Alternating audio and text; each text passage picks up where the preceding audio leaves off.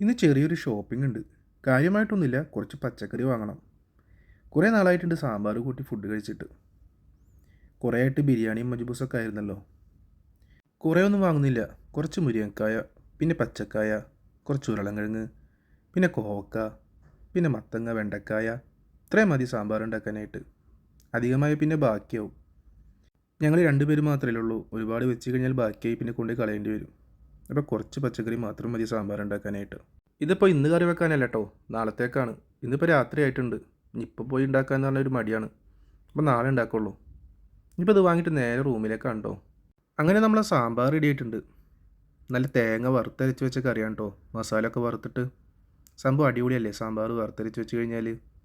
അതും കുത്തിരിച്ചോറിലേക്ക്, നല്ല ചൂടുള്ള ചോറിലേക്ക് നല്ല ചൂടുള്ള സാമ്പാർ. കൂടെ ഉണക്കമീനും ഉണ്ട്, പിന്നെ അച്ചാറും. ഉണക്കമീൻ പിന്നെ നമ്മൾ നാട്ടിൽ നിന്ന് വരുമ്പോൾ കൊണ്ടുവന്നിട്ടുണ്ടായിരുന്നല്ലോ. കുറേ ഉണ്ട്. ഇതിപ്പോൾ കഴിയാനായിട്ടുണ്ട്. ഇപ്പോൾ ലാസ്റ്റത്തെയാണ് കേട്ടോ ഇത്. പിന്നെ അച്ചാർ പിന്നെ കടയിൽ നിന്ന് വാങ്ങിയതാണ്, നാരങ്ങച്ചാറ്. ഇപ്പോൾ സംഭവം അടിപൊളിയല്ലേ, നാരങ്ങച്ചാറും സാമ്പാറും ഉണക്കമീനും. ഇനി കഴിച്ചു തുടങ്ങിയാലോ. ആദ്യം ആ സാമ്പാറും ചോറും കൂടെ ഒരു പീസ് ഉരുളക്കിഴങ്ങും കൂട്ടിയിട്ട് നല്ല പോലെ കുഴച്ചിട്ടൊന്ന് കഴിച്ചു വയ്ക്കാമല്ലോ.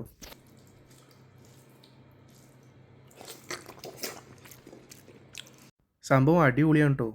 സാമ്പാർ ഒരു രക്ഷയില്ല, നല്ല ടേസ്റ്റ് ഉണ്ട് കഴിക്കാനായിട്ട്. ഇനി കുറച്ച് സാമ്പാറിൻ്റെ കുറച്ച് ചാറ് ആ ചോറിലോട്ട് ഒഴിച്ച് കുഴച്ചിട്ടൊന്ന് കഴിച്ചു നോക്കട്ടെ. ഉണക്കമീനിൽ നിന്നൊരു പീസ് എടുത്തിട്ട് ആ ചോറിൻ്റെ കൂടെ വെച്ചിട്ട് കഴിക്കാം.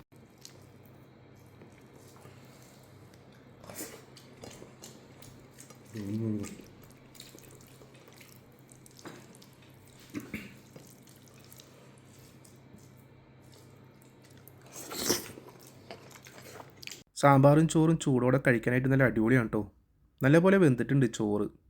പിന്നെ അതുപോലെ തന്നെ ഉണക്കമീനും സാമ്പാറും അച്ചാറും കൂടി കൂട്ടിക്കുഴച്ച് കഴിക്കുമ്പോണ്ടല്ലോ, അതിനേക്കാൾ ടേസ്റ്റുള്ള വേറെ ഫുഡില്ലാന്ന് തോന്നും. അത്രയ്ക്കും അടിപൊളിയാണ്.